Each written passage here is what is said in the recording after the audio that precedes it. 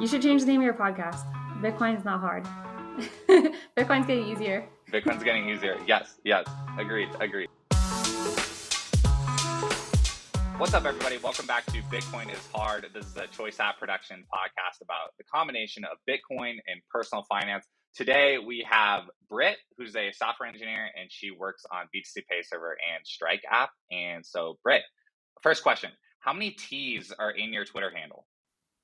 Ooh, 5 T's. If you're Five looking T's. for the Because I've video, tried to count them, but sometimes my eyes go crossing and I have to restart over. And so it's tricky. It's tricky. it's that So like Britt Kelly, no underscores, 5 T's.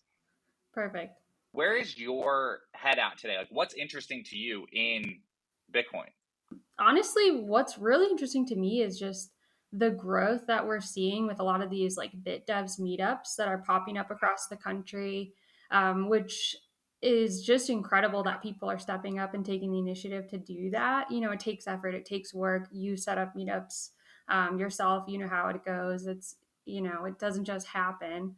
And I used to go to some meetups where I'm at here in Denver, and of course, there's always like the other crowds that start to infiltrate and ask like, well, what about this coin and what about that? And so then they just kind of die. And just setting up these like bit devs, like focused meetings that are more technical and Socratic seminar style, like I just think that's awesome, and it's going to bring people who are interested in just tech in general to into the space and learn about how there's so many different aspects to Bitcoin. So honestly, that's what I'm interested in. Is just like the whole grassroots um, movement that's starting around the like refocusing. How does it work if a company or just or someone involved in tech, an engineer, but doesn't specifically work on Bitcoin yet, if they just after they have the idea of, oh, my business should have this, now what? Like, now what happens? I mean, yeah, I think it's tricky for a lot of reasons, depending on the size of the company. A big company like Airbnb, there's definitely a lot of regulatory hurdles that they have to, tackle before they can even go down that path. Smaller companies, I think, are in a way better position to implement, using Bitcoin in their model. And, I've talked to you about this many times that it's like, the small businesses, the local shops are in a way better position to just, hit the ground running. Like, I have a QR code, maybe 1 in 50 people wants to pay Bitcoin. Like, okay. And now you're accepting Bitcoin. Like, Yeah, it's. Do you think it's mainly a software thing that is tripping people up, or do you think it's mainly the like is the social layer there for people to pay in Bitcoin tripping people up? Like, how are both those things connected? well, I think it's pretty complicated depending on the company and depending on the clientele, right? Because if you have certain clientele where it's like traditional banking, and there's of course the whole like stigma around who knows whatever people can be afraid of from what they saw on TV. It can be like on that end where it's just like a brand situation, but it can just be like implementation troubles where you have the issue of securing your own keys. Like, that's a big one. I mean, think if you own a company, and let's say you want to be Michael Saylor, and you're like, oh yeah, I have $1 million that I can spend on Bitcoin to like hold some assets in a secure asset. But like, how secure is it when you're just like, okay, I'm gonna hold my private key like on a piece of paper? Like, there's definitely some scary aspect to like a custodial asset, especially like on behalf of a company. And then on top of that, you have also just like the hurdles of, are like, do you have engineers who understand how to implement any of this? Do you have this customer service team to be able to respond to anything related to Bitcoin or Lightning? So there's just a whole host of hurdles. But in general, it all like at BTC Pay, there's always been this idea that you should be using the tools that you need, and if you have your own need for them, then you will do what it takes to make it happen. If you are just kind of like a tinker and you're just building something that you really don't need or you really don't care about, it's not going to provide value, then it's eventually just going to become tech debt, and no one's going to fix it. And So it's definitely important to recognize like what's your need as a business, as a person, you know. Do you think the pushback on hodling versus spending has gotten better over the last 12 months? Or do you think we're still just stuck in Yeah. this weird, like, yeah, Yeah, I definitely think it's better. There's been a lot of chatter around what is this like get on zero concept, and which if you're not familiar with that, like don't hold dollars, only hold Bitcoin, you know, that whole idea. And I've never seen that obviously in Bitcoin. That's new for sure. And that definitely comes from the rise of a lot of these other tools that we have made available to us recently, you know, where you like bit refill, but it's even gone beyond that, where instead of just buying like consumer gift cards, you can buy, you know, credit cards or, you know, prepaid credit cards now. So it's pretty easy. One of the only remaining blockers, at least in the US, is like, you know, how to you have the bills that are like ACH in the ACH network. So that's a big blocker on in terms of like 100% living on BTC. But um, in terms of like the spend versus hodl, like it's really just a mindset that I think happens over time where um yeah, like I think you tweeted the other day, like if you live on Bitcoin, like the dips don't really bother you. Like I'm not thinking about the price at all. Like I'm just like busy and working and living my life, and like I'm not thinking about any of those like gains or losses. Like I'm still living my same life. yeah. Do Like you, and do you get paid in Bitcoin? Like, are you, as much as you're comfortable sharing, how do you like use Bitcoin? So yeah, I have a lot of thoughts on this. I do both. I'm not 100% on BTC related to some of those things I mentioned before, like ACH situation. Like there's certain things that are just tricky. And from my perspective, like, yeah, I definitely don't want to be paying like any capital gains taxes if possible. And that's what's really crazy is like in the past year and a half or so, there's just been just like a flurry of new ways to live and use Bitcoin, which is really incredible. If you've been like in the Bitcoin space for a while and just kind of observing the growth, I mean, Fold, Lolly, like Bit Refill, Strike. You know, there's like the consumer tools, but on top of that, there's also like, you know, all these like new 401k and investment tools where it's like, you know, getting Bitcoin backed loans and stuff. And so we talk about how like information is asymmetric and stuff, and how like people who are close to this Bitcoin space are like reaping the benefits of, oh, you bought Bitcoin when it was super cheap. But there's even more now. It's like, oh, I know about how to get sats back. Oh, I know how to get a Bitcoin back loan. Oh, I know how to convert my already existing 401k into some kind of Bitcoin 401k. You know, like it, you think about how like there's that joke that like, oh, rich people don't pay taxes, right? Like there's all these loopholes. It's like, okay, well, Bitcoiners are kind of like moving into that space where it's like, oh, like I'm not, you know, like I have dollars but I have Bitcoin, and I'm just like making all the best choices for my own personal situation. And at this point there's just a ton of different options, which is just really cool to see. Yes. So I've been commenting on this also, and I think this is interesting. We're able to see it from two perspectives of like the product side of like working on the products, but then also the Bitcoiner side of like using all the products and trying to have the apps on our phones and building a stack of things that make sense.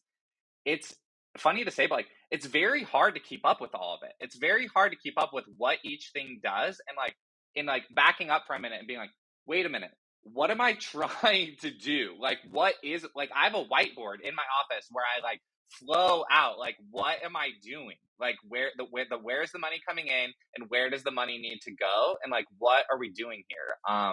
Because it's oversimplified to say that like, oh, each of these apps are the same thing and they kind of do the same thing, because they don't. And then there's definitely like, because the banking system is so convoluted, there are the weird limits and the weird like I how you mentioned the ACH network, like realizing that some places have like inbound ACH but they don't have outbound ACH. Like I've been like googling ACH network and just trying to understand it, and it's like I'm trying to learn the analog lightning network. It's definitely come a long way. And if you, that's one of the nice things too about Twitter is like, there's like a whole network of people trying to solve the same problems. Like, oh, I figured out, like, I think I heard about like Pay with Moon on Twitter. Like, oh, what? Like, you can buy prepaid credit cards with Bitcoin? Like, that's new. That's cool. Like, awesome. Checking that out. It's cool that there's just an entire network of people all working on it, and outside of companies, even in just like this Bitcoin space in general, like, we're all working together to like kind of sift through what's out there.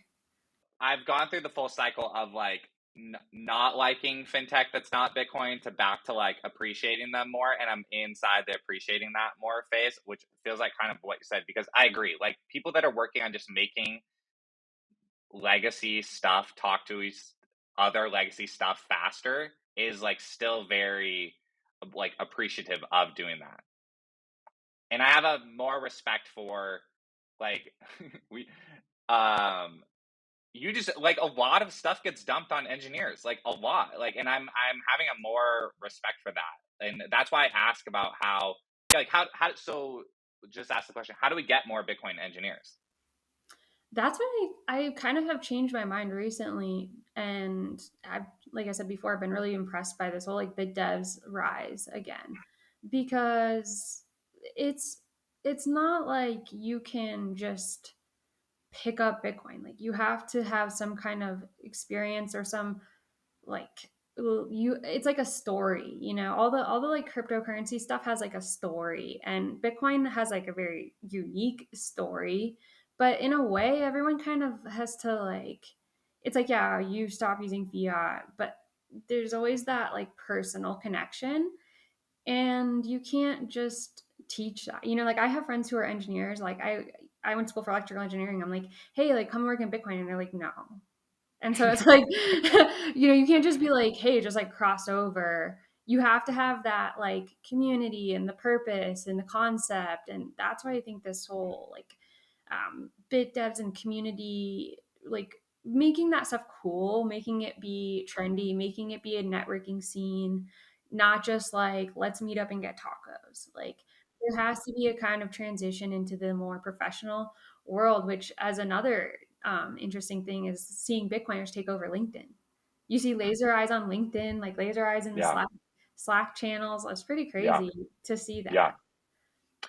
I like how you're specifying the difference in like bit devs meetups versus just casual like Bitcoiner meetups, and because the both are definitely positive and both are not the same thing. And what's interesting is that either like the casual meetup or the developer folks meetup will be stronger in a certain city, and then the other one will kind of lag behind, and the other, like, there will be a quiet demand, like an undercurrent of demand, because I've gotten this from both sides of just like talking to people in multiple cities where they're like, dude, we really need like more presentations. Like, we need to like talk about something. And I'm like, dude, I agree with you, but I'm also like working on like helping these people get connected with like other people in the city that we're in. That, and I agree about making it a like, networking scene, and like basically getting people to like defect, honestly, like from working like for the other companies that aren't like upholding the vision of the future that like we're trying to create. Yeah, and it's kind of um, like a really good engineering school is basically just like a recruiting firm, right? Like, kind of moving that concept to these like bit devs meetups, where it's like, um, where we transition from networking to just like, you have Bitcoin companies doing it, like recruiting. You have, Bitcoin companies that are doing presentations, and obviously, we want it to be like, protocol and open source and all that too. But in general, I think that that's kind of a natural trajectory in terms of like networking and getting people into this space where it's like, yeah, you are setting yourself up for success. Let's put it that way, and from a professional standpoint. I think a big part of why Get on Zero kind of sparked now is connected with what you said about the proliferation of all the tools. That's what finally made it click, because, and I think there has been this story arc of, I'll say the whole, like, when the fork happened, it wasn't just that the actual code like got forked and like wasn't compatible. Like, the humans and the people involved also got forked, and what happened was I don't think it's overstating to say you had the sound money like investment people like riding on one part, and you had the like circular economy medium of exchange people riding on another. Like that definitely was a byproduct of the very serious like conversation about what does compatibility and upgrades like look like. But and I think it's kind of like, and then you went through 2017 where like all the ICOs boomed, and that like even emboldened more and more this focus on like Bitcoin and like what it's trying to do.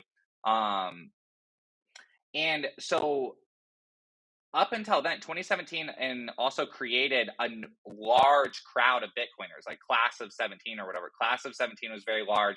Class of 19 was very large. And so I think two things are happening. The tools are getting wider, and how many things they do are getting wider. And then also, these classes of Bitcoiners, it's almost like, you know how the millennials in the US are like the biggest generation. So it's like putting a strain on the housing market and like doing these things. It's kind of the same thing. Like the 15, 17, 19 Bitcoiners are creating a strain on the narratives of like hodling versus spending, like competing with each other. And something that I'm bummed out about is the call them OGs or whatever that were living on Bitcoin or doing Get on Zero or whatever in 13 and before. They didn't do a great job of like relaying that with the newest words of the day or whatever to the next crowd while all this other fork stuff was happening. And that's a very niche thing. Like, I don't know if I said that in a way that's like everyone will be able to like track with me, but that's everything that's in my brain of basically like 4 years of hanging out on Bitcoin Twitter and like going to meetups and like meeting people from all these different things. And the majority of what's happening on Twitter is people from different classes like talking past each other and not knowing what each of these tools do. Yes, I agree. Before, I think though, when there were these OG Bitcoiners like really living off only BTC, I think that there was part of it was related to, you know, more of the privacy aspect, more of the cypherpunk of being anonymous and not being a part of any of this fiat network that we think about today. And so I don't think that the movement to share that info was as strong as it is today. Just because of the concept that it was rooted in, right? Which is like obscurity. I think now, like you said, how we have this new generation, like 2017, 2019 Bitcoiners that came out of that, I think it's a different prerogative to live on zero, which is a more, um, you know, I don't want to say it's different by destroying fiat, but like it's definitely more of a power move in terms of like making a statement. It's more of a move in terms of um, saying like, you know, you don't want to pay taxes, you don't want to exist in the system. It's a little bit different. I think it's more of I don't want to say it's a personal like vendetta, but it is a little bit different in the sense that I think previously it was more about a personal ideology. Now it's more of this like group, this is our only option and we're doing it together. Maybe this is painting with too broad of a brush, Brett. It feels like to me, Get on Zero of today believes that like the whole thing of is Bitcoin for everyone, or like are all the grandmas going to use Bitcoin? Like, is the end game going to happen where we actually beat fiat? And I think we are. Like, and that's just because of the class of Bitcoin that I am and the tools that I use and just the way that I see the world and think about politics and think about just software.